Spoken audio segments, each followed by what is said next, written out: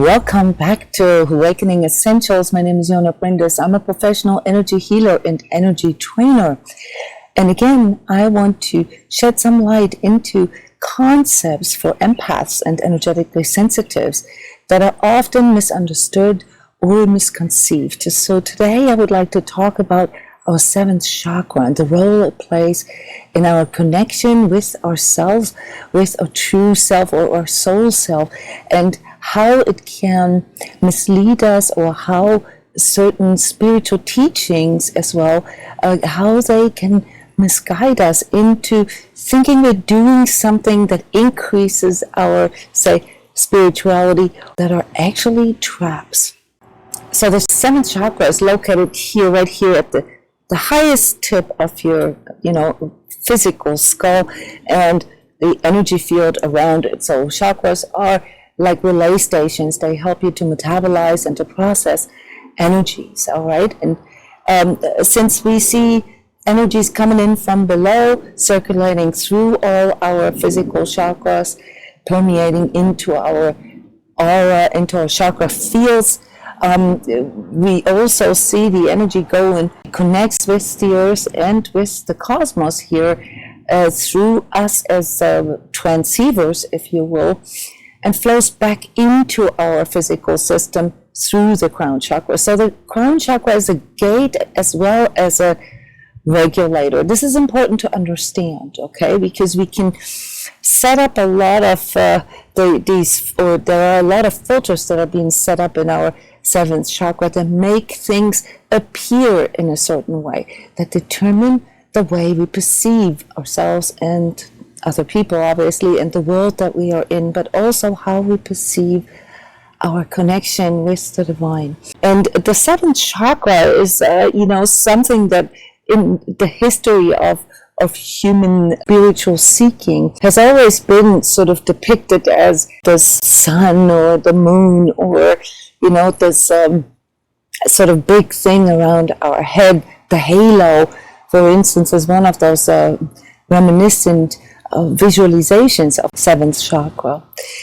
But what came in here throughout this historical development of us as humans trying to connect with something greater than ourselves is this idea that we are seeking for something outside of ourselves. And this has led to us as humans being very susceptible to the externalization of our power. So we see this greater power, this higher power outside of ourselves. And this is mainly where this religious misconception comes from, that it is something that we don't have, and something that we basically have to work for. We have to deserve it. We have to be in a certain way in order to open this gate or to have that connection. And energy work teaches us through the ability to see this. So through training your own energetic sensitivity and your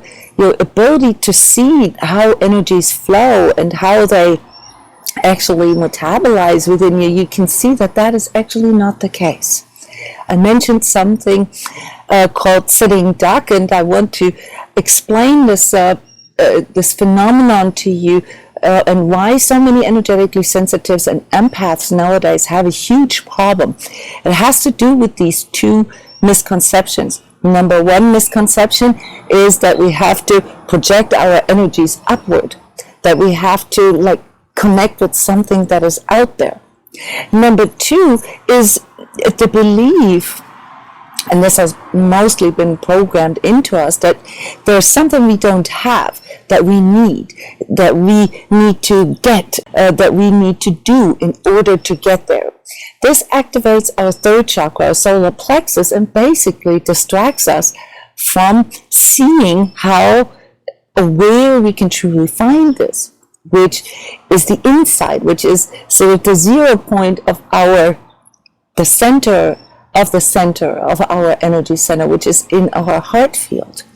And so for most people, the seventh chakra is something that they think is the gateway to God or to the divine,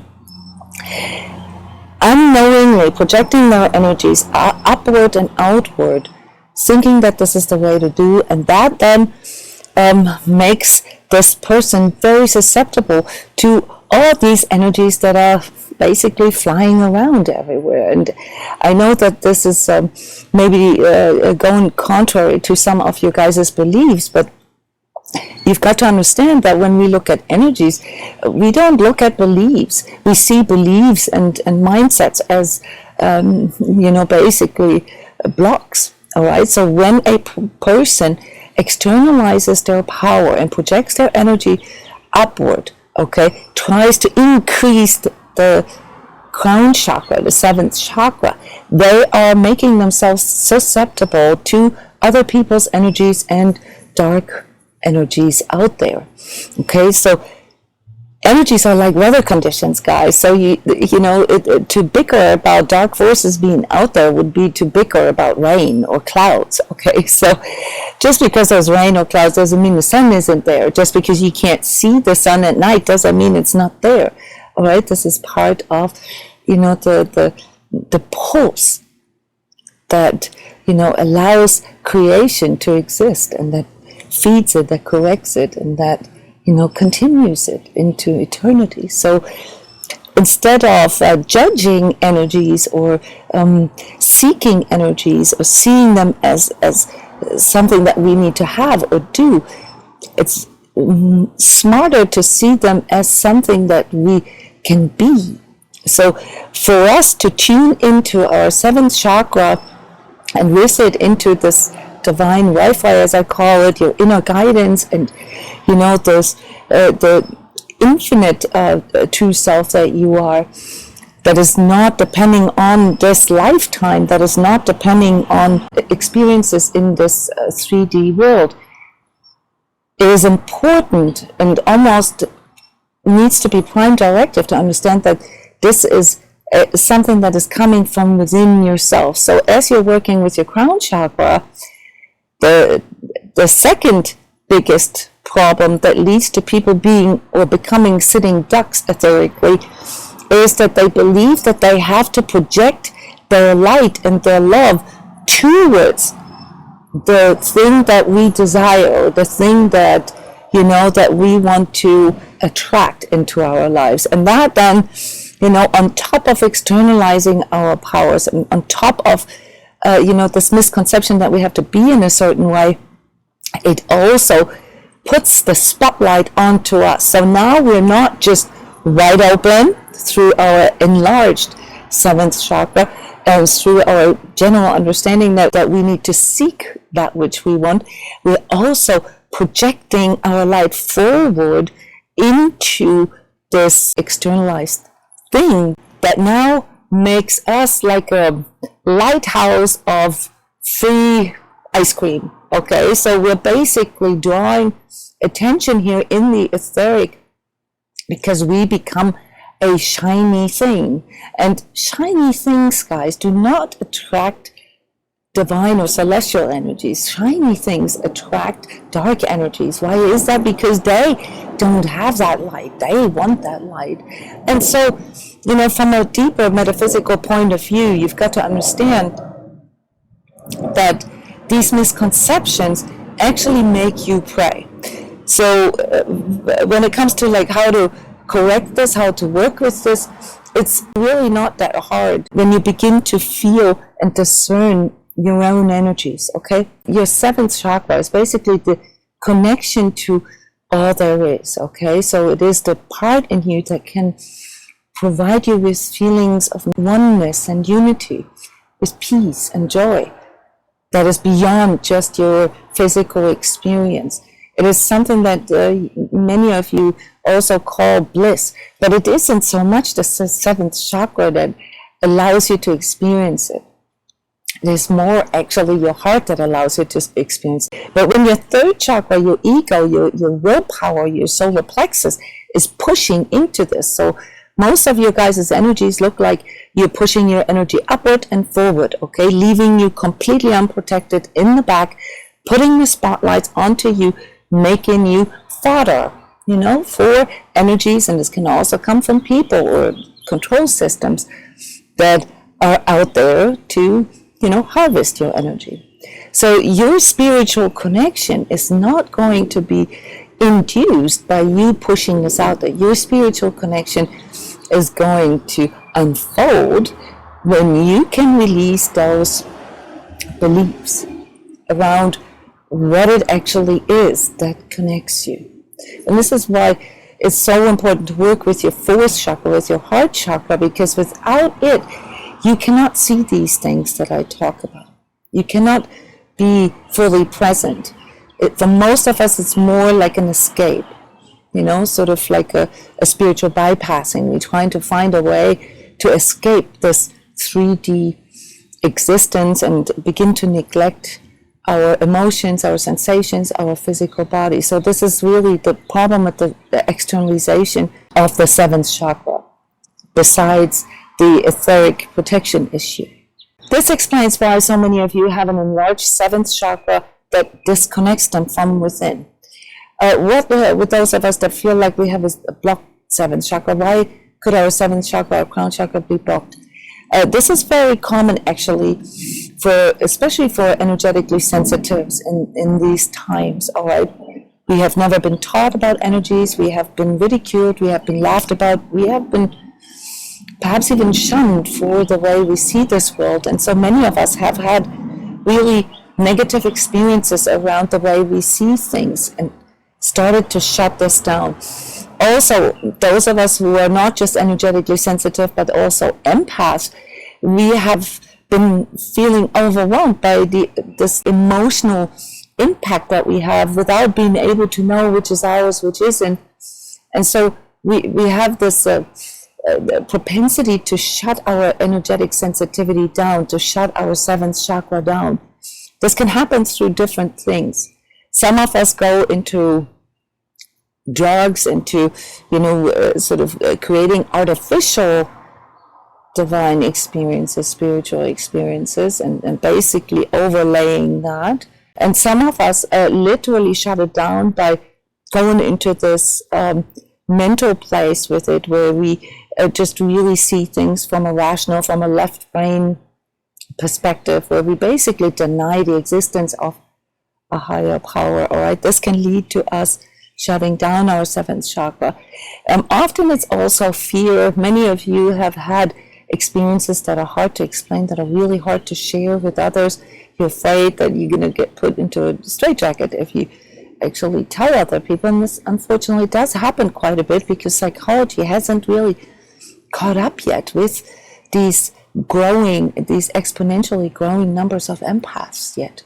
Some of these visions that we have, they sound very much like hallucinations that are described in the psychological diagnosis manual, as psychosis, or, as something that needs to be treated with medication. So it's understandable that we have a somewhat conflicted relationship with our spiritual connection, because all this modern spirituality that is emerging right now isn't quite part of our daily lives yet. It isn't quite part of what we are being taught.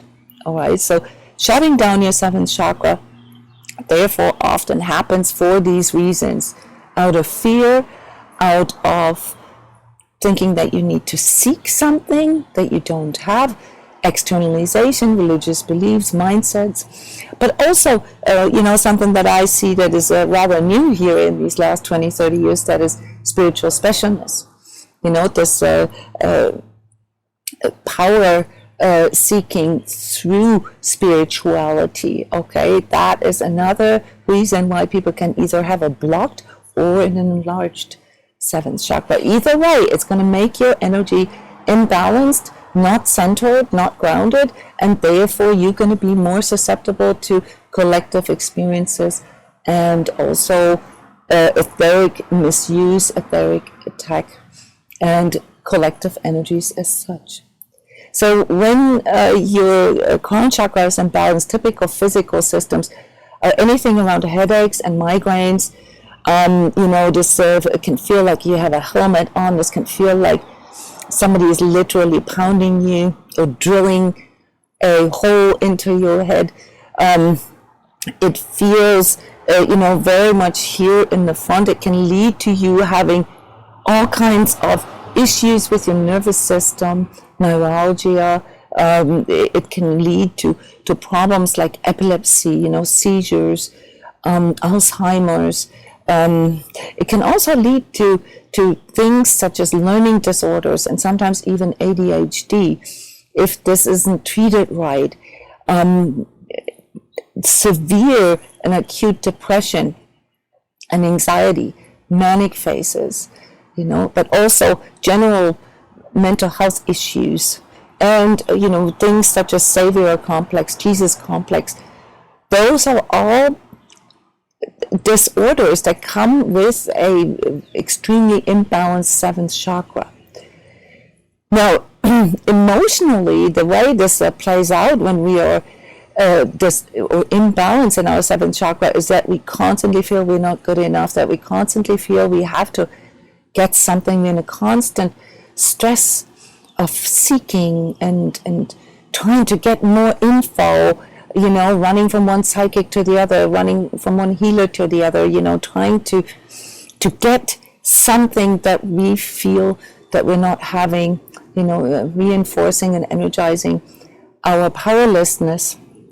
And also, unfortunately, the lack, so abundance, the manifestation of, say, physical wealth or of love in our relationships becomes very, very difficult. So if you are one of those who feel like you have really been working on yourself, but you can't really seem to get to manifest abundance in your life, then this is probably because your seventh chakra is imbalanced.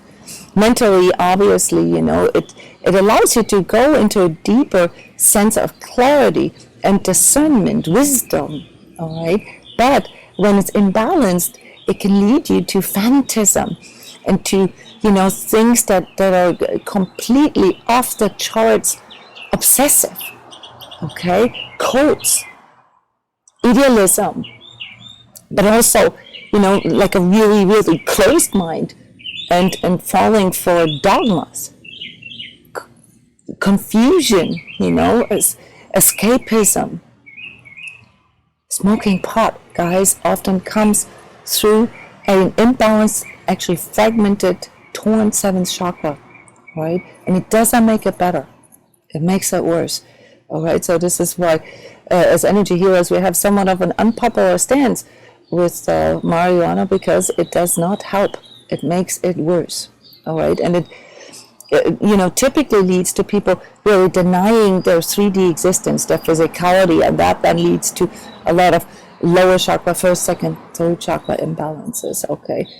Things that you can do to work on this. So first of all, this is an energy work modality, where you train yourself to, instead of project your energy upward, to pull it down. This will, first of all, first and foremost, prevent you from getting overloaded, all right?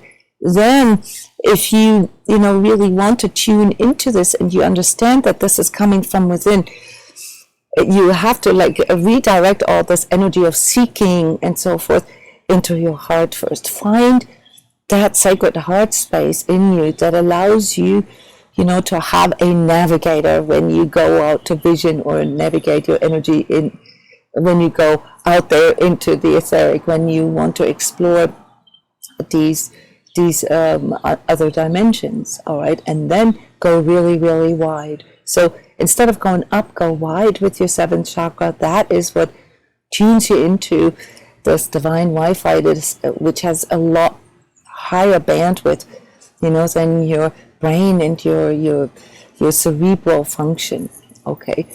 Tune into this observer, witnesser in you, all right, that allows you to feel and experience your consciousness firsthand. The internalization of your awareness, of your consciousness, is what can help you to balance it naturally. You don't even have to be able to direct or work or see your energies.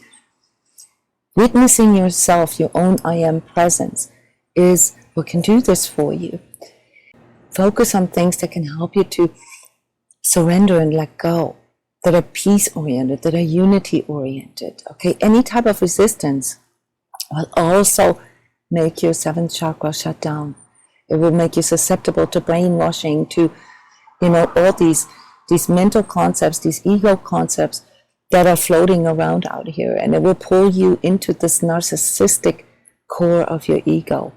All right, so seventh chakra is that gateway. It's like a shift from your ego perception into your divine consciousness perception. All right. Practical things that you can do, guys, are obviously mindfulness techniques, but I don't want to be too wishy-washy about this. Things that really help with the seventh chakra is to tune into nature, to do walking meditations, but also, to tune into other beings, into the etheric of other beings, like trees. So this is where the tree hugging and all that comes from. This actually really works and helps your etheric to become part of you, so that you can feel this more. You can tune into, a tree or a plant and really witness it fully, but experience your own presence in it or through it. Obviously, anything that has to do with higher learning, where you study things, where you learn, for instance, energy work, this is something that comes with a balanced seventh chakra. You begin to be attracted to things that really help you to be more one with your consciousness, and not to see your spirituality as sort of some floaty concept out there, that you do on Sundays, or that you do when you go to yoga. And for the rest of the day or the rest of the week, you're just as judgmental, angry, and fearful as everybody else. So it's really important that you can experience this etheric self that you are on your own. So this needs to be practiced, this needs to be trained, just like how your physical needs to be trained in a gym. All right, so these are some things that can really help with this. Other things are, really going into understanding that spirituality is not something that needs to point at something outside of you, that you don't need to be afraid of it, to align yourself to a higher power within you, and trusting in your inner guidings, learning how to build this lexicon of inner sensations, all right? And of course, here is also where energy coaching can be much more beneficial for you than, say, going to a psychic and wanting them to tell you what you're experiencing. It's the seventh chakra is all about your I am presence and the ability to anchor this in the here and the now. I hope you have a lot of questions. Obviously, it's much more complex than that, and I can only cover so much, but please comment here. Let me know what it is that comes to your mind. Let me know what helps you. Share this with others here in the commentary, and share my videos. All right, there are many more to come, and you could also let me know what kind of subjects you would like me to continue to cover in these short explainer videos. Thank you for your attention. See you soon. Bye-bye.